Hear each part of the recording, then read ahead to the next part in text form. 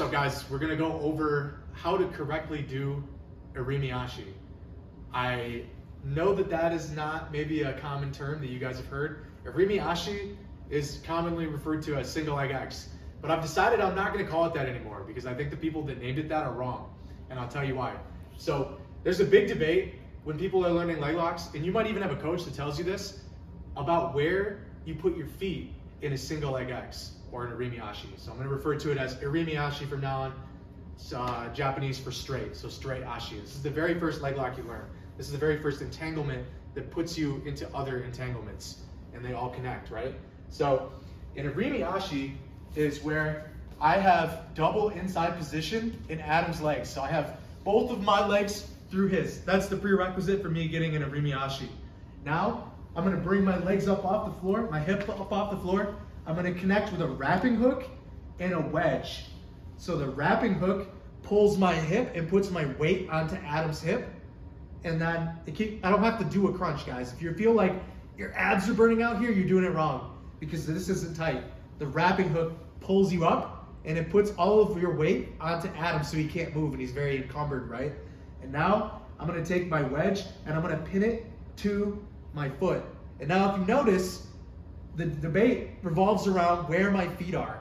So this is always here. Everybody understands that, right? Nobody argues about that. What they might argue about is how high your hips need to be. If they're telling you to be down here, they look like this when they're doing it, learn it from somebody else. You wanna be up high, and when I do this, you can see Adam just took a step. It puts weight on his hip and it makes it hard for him to move around or keep his balance. So the debate comes in about where this foot goes, okay? A lot of people will put this foot right here. This is wrong, all right? The foot should be flared into the other hamstring, okay? And I'm gonna explain a few reasons why. I have tried to think about this and I really don't know what the possible reasoning would be to put my foot here. One, for Adam to get out of this position, a very common escape would be for him to peel my foot off of his hip and then back step out. So he's gonna try to back step around and come all the way to my shoulder line and then start putting pressure on me in terms of passing, right? So if that happens, we wanna have a really good connection of our knee to our foot, and then we also wanna have the ability to have our foot sticking behind his hamstring. So when he tries to back step, even if he peels this off, he tries to back step, I'm catching him here. I can keep him from back stepping all the way out, and I can throw it back on, or I could go to things like X guard, right? Where I still need this foot position right here. Another reason we want to have this foot flared onto the hamstring is because if it's flared onto the hamstring, that's something that happens naturally just because of the fact that I'm bringing my knee over my foot and covering it. If I bring my knee over my foot and cover it, it makes it harder for Adam to peel that foot off easily, right? So it gives me extra time.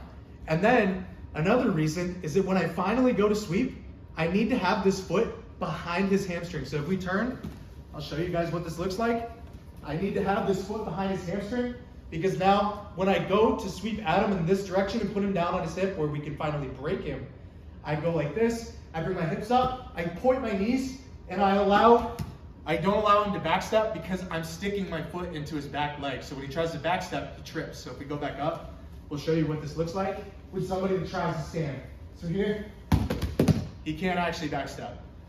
Conversely, if I put my leg, like a lot of people will tell you, I try to do it, watch. Look how he just backsteps. There's nothing stopping him. I can't actually put him down on the ground like that. So that's one reason we want to be able to connect our knee over our foot, and when we do that, this naturally goes into the hamstring. Two, he can't backstep. So even if he does clear it, it gives me time to keep him here while he's trying to backstep, and we can switch off to things like X guard, or we can put his hands back on the mat and start entering into the legs from here, right? And then three, when I do go to sweep him, if he hasn't messed with the integrity of my ashigarami here, then he can't actually successfully backstep and stop me from putting him on his hips. So I go like this, and he can't backstep, right? So those are three good reasons why we want to have our foot in that position when we're in an irimiashi. And the reason I don't want to call it single leg X now is because I feel like people are calling it that because they're putting it on a single leg, right? And this looks more like an X than this does, right? So now it makes me feel like they named it this because they were teaching people to do it incorrectly. So now I'm going to call this a Rimiashi from now on. I used to not do it because I didn't want to sound pretentious, but out of protest, I'm going to call it that now. So the other reason why we would be doing this is because of when we're actually on a hip. So once I put Adam on his hip, he falls down. Again, we're blocking him behind the hamstring. He falls down. This ability to keep my foot on this side allows me, again, to put my knee in the floor.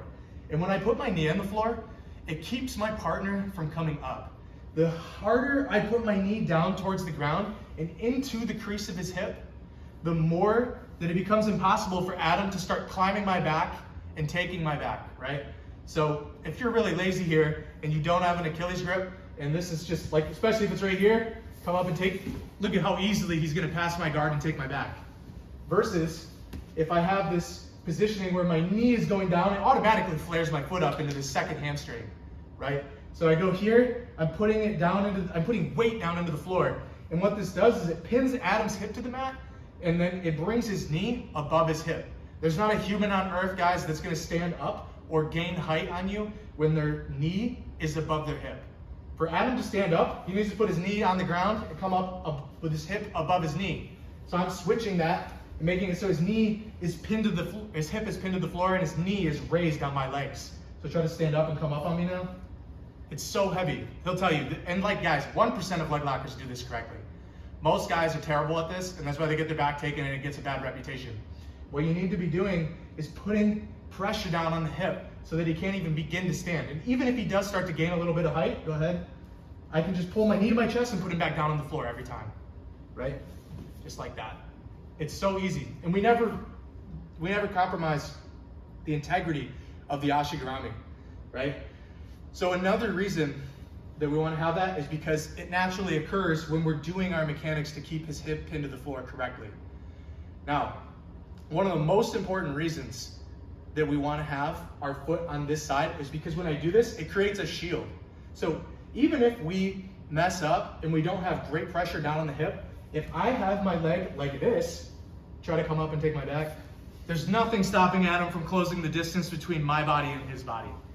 Versus if I have my leg like this, he tries to come up, now, even if I don't have the ability to like keep him on the floor necessarily, when he tries to come up, he's pushing into a giant shield, which is my shin bone and femur, right? So it keeps him at distance where he can't fight my hands very well and he can't come around the corner and take my back, okay? So that's another reason we have this leg on this position. And again, if I put it here, that shield doesn't exist. He closes, he's so far around the corner and behind my back, I'm about to lose everything and get points scored on me and possibly finished.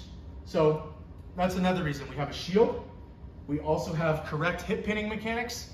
And then the third reason while we're on the hip, and probably the most important of all, is that I can control the speed of his escape, okay? So if I have my feet, sticky feet, I'm always flexing my toes. I'm making sure that it's hard for him to take this off of his hamstring. If I have that, then I can control the speed of his escape, which is almost always where people start rotating out. So he's gonna go like this, he's just gonna rotate. We can follow them, follow them, right? So that's how everybody tries to escape once you start going into heel hooks, because if they turn in that direction, that's starting to relieve the pressure, right? Let's say I get a heel hook here, and I try to finish it, and I have sloppy mechanics, especially if I brought my chest up, all he's gonna try to do is start turning and escaping. And when he does that roll, eventually space develops between our hips like this. He'll usually put one foot onto my hamstring and he'll just completely get out of the entanglement and I've lost him, right? So the key to keeping up with a spiral is that we have to have the same exact speed as them. If we don't have the same speed, then they're going to go faster than us and they're gonna start causing hip separation to the point where I lose his knee out of my knee line. And I mean my knee line as in the imaginary line that connects my two knees. If his knee is ever outside of that, I am not able to break him with a heel hook, okay? So the ability to keep him within my knee line relies on a good tight connection of the ashigarami, which we talked about, which would be this, and having to eventually put my foot up into his hamstring, the secondary hamstring, as well as being able to stay the same speed with him in a spiral. So if I don't have anything flared onto this leg, there's nothing stopping him from moving faster than me. So if I do this incorrectly, which is the way a lot of people are taught, and I put this foot on this hamstring here, and I try to follow him through a roll, go ahead. I'm already losing him within one roll. I didn't even roll. I can roll like 8 times. I'll show you guys videos. I've done this in tournaments where you can roll like 8 times or somebody. Yep. There we go. Go.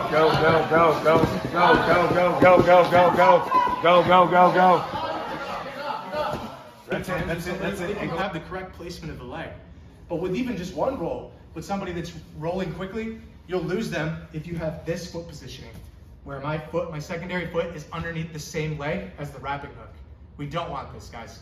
What we want is to flare it and have it behind this hamstring. And now you'll see when he rolls, we'll do it slowly, but he has to, as he comes both knees down and he's facing this direction, he has to backstep this leg again over in this direction. And as I'm holding it with my foot, it slows him down. So we can always win a race in 2 ways. We could either be faster than our opponent, or we can slow them down and cheat. And right now we're slowing them down and cheating with our foot position.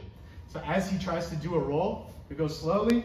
You can see at this point, Adam, to continue the roll, he needs to move and backstep his leg. And as he does that, I'm flexing this and making it very slow and encumbered. So he goes, it's slow. As I come out the other way, I can let go of it and throw my foot to the outside. And now when we land, my hips are over his knee and there is no more rolling for Adam. He will hurt himself if he tries to roll from here. Once I have this position, he tries to roll, you don't even want to try it now. It just feels terrible on your leg. So the fact that you have a foot on the outside of the secondary hamstring is important for a multitude of reasons. And one of the most important reasons is that when you start heel hooking, which is what most of you probably want to do with leg locks, you need to be able to control the speed of the spiral. And that's one of the most important aspects of controlling the speed of the spiral to a point where you only let them roll once, and then you put your hips over their knee, and there's no more rolling, and you're able to get the finish. So I just wanted to put this to rest.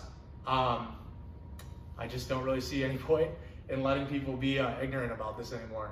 Thanks guys for watching. Let me know if you've been taught this. Let me know if you guys have any comments or concerns about how this might work, and I'll see you guys on the mats.